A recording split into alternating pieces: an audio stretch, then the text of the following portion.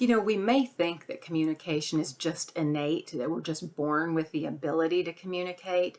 And while it is true, we are born with the ability to cry when we're hungry, to let a caregiver know that we have a diaper that needs changing. We do communicate basic needs in many ways, but as we grow, we develop, usually based on just what's going on around us and what we pick up from the people who are closest, ways of communicating that isn't always healthy. So, healthy communication is something that often has to be learned, relearned, or focused on.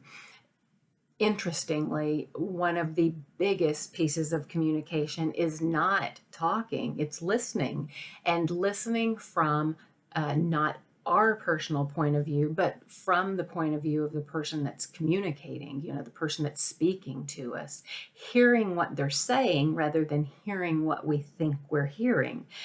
Because of the past and because of how we learn to communicate and the personal place that we come from our culture and from the bias and from just preconceived notions and personal experiences that we have. And that's positive and negative personal experiences, not just the negative ones. But because of all our experiences in life, often when people are communicating or speaking to us, we send it through our own filter. And this happens in an instant and it happens automatically. We send it through our own filter that I call like a personal strainer. We strain it through our interpretation, through our past experiences.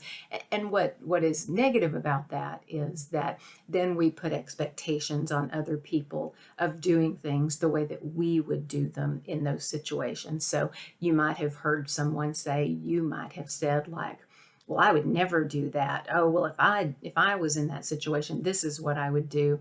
And it's fine to have a personal opinion, but we can't judge people upon our expectations.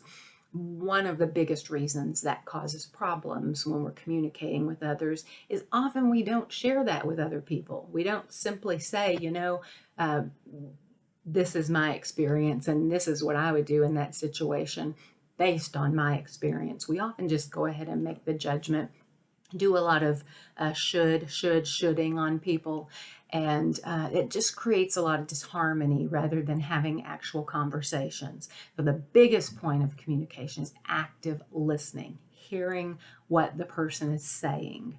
Then the second component would be looking at the whole body and looking at the body language. It's important that when we're communicating, what we say and the way we're presenting it, the words we use, the tone of voice, the body language, a body posture, it matches the words that we're saying. So rather than having a really angry face and saying, I'm not angry, the words, I'm not angry, that's what you're saying, but does it match with everything else, all the body language that's interpreted?